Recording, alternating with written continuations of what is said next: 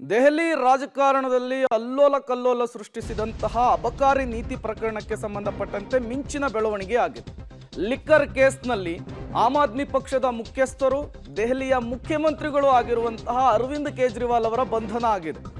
ನಾಳೆ ಕೋರ್ಟ್ ಮುಂದೆ ಹಾಜರುಪಡಿಸಲಿದೆ ಇಡಿ, ಜಾರಿ ನಿರ್ದೇಶನಾಲಯ.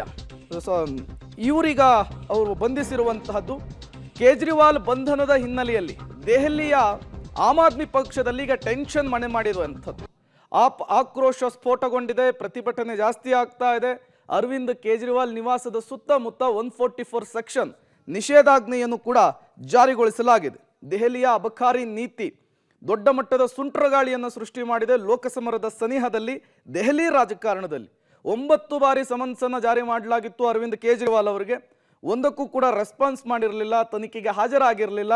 ಅದರ ಜೊತೆಗೆ ಬಂಧನದಿಂದ ರಕ್ಷಣೆ ಕೋರಿ ಅರ್ಜಿಯನ್ನು ಸಲ್ಲಿಸಿದ್ರು ದೆಹಲಿ ಹೈಕೋರ್ಟ್ಗೆ ಅರವಿಂದ್ ಕೇಜ್ರಿವಾಲ್ ಪರ ಲಾಯರ್ಸ್. ಅದಕ್ಕೆ ದೆಹಲಿ ಹೈಕೋರ್ಟ್ ನಕಾರವನ್ನು ಕೂಡ ವ್ಯಕ್ತಪಡಿಸಿತು. ಆ ಆದೇಶ ಹೊರಬೀಳ್ತಾ ಇದ್ದ ಹಾಗೆ ಇಡಿ ಇವತ್ತು ಎಂಟ್ರಿಯನ್ನು ಕೊಟ್ಟಿರುವಂತಹದ್ದು, ಜಾರಿ ನಿರ್ದೇಶನಾಲಯ ಎಂಟ್ರಿಯನ್ನು ಕೊಟ್ಟಿರುವಂತಹದ್ದು.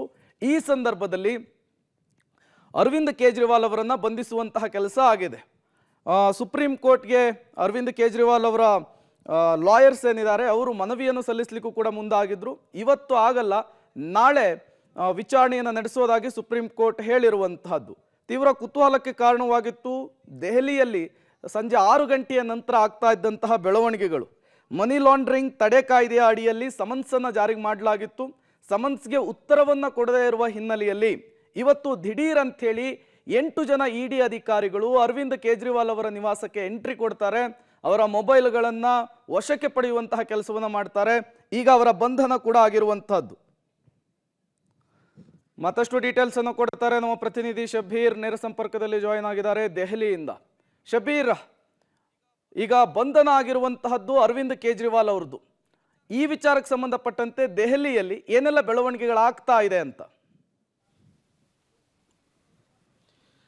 ಪ್ರೇಮ್, ಮುಖ್ಯಮಂತ್ರಿ ಅರವಿಂದ್ ಕೇಜ್ರಿವಾಲ್ ಅವರನ್ನ ಜಾರಿ ನಿರ್ದೇಶನದ ಅಧಿಕಾರಿಗಳು ಅಂದ್ರೆ ಇಡಿ ಅಧಿಕಾರಿಗಳು ಈಗ ವಶಕ್ಕೆ ಪಡೆದಿರುವಂತದ್ದು. ಅವರನ್ನ ಇಡಿ ಕಚೇರಿಗೆ ಕರ್ಕೊಂಡು ಬಂದು ಅವ್ರನ್ನ ವಿಚಾರಣೆಗೆ ಒಳಪಡಿಸ್ತಾರೆ ಅನ್ನುವಂತ ಮಾಹಿತಿಗಳು ಸದ್ಯಕ್ಕೆ ಲಭ್ಯ ಆಗ್ತಾ ಇದೆ. ಇವತ್ತು ಸಂಜೆ 6 ಗಂಟೆಯಿಂದ ಮುಖ್ಯಮಂತ್ರಿಗಳ ನಿವಾಸಕ್ಕೆ ತೆರಳಿದಂತ ಅಧಿಕಾರಿಗಳು ಅಲ್ಲಿ ಒಂದಿಷ್ಟು ತಪಾಸಣೆಯನ್ನ ಪರಿಶೀಲನೆಯನ್ನ ಮಾಡುವಂತ ಕೆಲಸವನ್ನ ಮಾಡಿದ್ರು. ಅದಾದ ಬಳಿಕ ಹೊಸ ಮದ್ಯ ನೀತಿ ಪ್ರಕರಣಕ್ಕೆ ಸಂಬಂಧಪಟ್ಟಂತೆ ಅವರನ್ನ ವಶಕ್ಕೆ ಪಡೆಯುವಂತ ಕೆಲಸವನ್ನ ಮಾಡಿದ್ರು. ಇದಕ್ಕೆ ಕಾರಣ ಮುಖ್ಯವಾಗಿ 9 ಸಮನ್ಸ್ ಅನ್ನ ಈವರೆಗೂ ಕೂಡ ಅವರಿಗೆ ಜಾರಿ ಮಾಡಲಾಗಿತ್ತು. ಆದ್ರೆ ವಿಚಾರಣೆಗೆ ಹಾಜರಾಗದಂತ ಹಿನ್ನೆಲೆಯಲ್ಲಿ ಅವರನ್ನ ಬಂಧಿಸುವಂತ ಕೆಲಸವನ್ನ ಮಾಡಲಾಗಿದೆ. ಈ ಮೊದಲು ಅವರಿಗೆ ಕೆಳ ಹಂತದ ನ್ಯಾಯಾಲಯ ಅಂದ್ರೆ ಇಡಿ ಕೋರ್ಟ್ ಅವರಿಗೆ ಮಧ್ಯಂತರ ನಿರೀಕ್ಷಣಾ ಜಾಮೀನನ್ನ ಕೊಟ್ಟಿತ್ತು. ಆದ್ರೆ ಇವತ್ತು ಹೈಕೋರ್ಟ್ ಆ ಜಾಮೀನನ್ನ ವಜಾ ಮಾಡಿದಂತ ಹಿನ್ನೆಲೆಯಲ್ಲಿ ಅವ್ರನ್ನ ಬಂಧಿಸುವಂತ ಕೆಲಸವನ್ನ ಕೂಡ ಈಗ ಇಡಿ ಅಧಿಕಾರಿಗಳು ಮಾಡಿದ್ದಾರೆ. ನಾವೀಗ ಇಡಿ ಕಚೇರಿಯ ಮುಂಭಾಗದಲ್ಲಿ ಇದ್ದೀವಿ. ನೀವು ನೋಡಬಹುದು ದೃಶ್ಯಗಳಲ್ಲಿ ಯಾವ ರೀತಿಯಾದಂತಹ ಸನ್ನಿವೇಶಗಳು ಇಲ್ಲಿ ಇದೆ ಅನ್ನುವಂಥದ್ದನ್ನ. ಯಾವುದೇ ಸಂದರ್ಭದಲ್ಲಿ ಇಡಿ ಅಧಿಕಾರಿಗಳು ಮುಖ್ಯಮಂತ್ರಿ ಅರವಿಂದ್ ಕೇಜ್ರಿವಾಲ್ ಅವರನ್ನ ಇಲ್ಲಿಗೆ ಕರ್ಕೊಂಡು ಬಂದು ವಿಚಾರಣೆಗೆ ಒಳಪಡಿಸುವಂತ ಕೆಲಸವನ್ನ ಮಾಡ್ತಾರೆ. ಈಗಾಗಲೇ ಇಡಿ ಕಚೇರಿಯಲ್ಲೂ ಕೂಡ ಹಿರಿಯ ಅಧಿಕಾರಿಗಳು ಎಲ್ಲ ರೀತಿಯಾದಂತಹ ತಯಾರಿಗಳನ್ನ ಕೂಡ ಮಾಡಿಕೊಂಡಿದ್ದಾರೆ. ರಾತ್ರಿ ಪೂರ್ತಿ ವಿಚಾರಣೆ ನಡೆಸುವಂತ ಸಾಧ್ಯತೆಗಳಿದಾವೆ.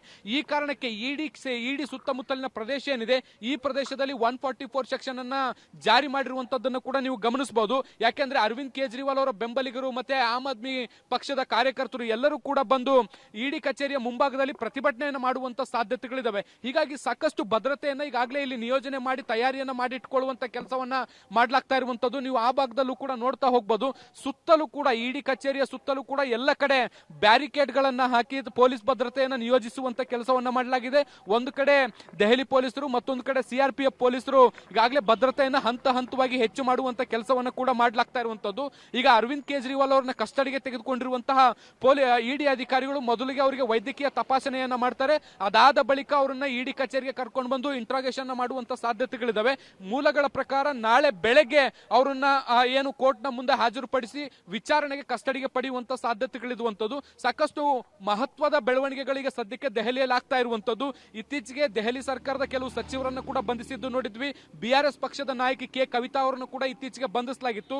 ಈಗ ಲೋಕಸಭೆ ಚುನಾವಣೆ ಮುಂದೆ ಮುಖ್ಯಮಂತ್ರಿ ಅರವಿಂದ್ ಕೇಜ್ರಿವಾಲ್ ಅವರನ್ನ ಬಂಧಿಸಿರುವಂತದ್ದು ಸಾಕಷ್ಟು ಮಹತ್ವ ಪಡ್ಕೊಂಡಿದೆ. ಪ್ರೇಮ್.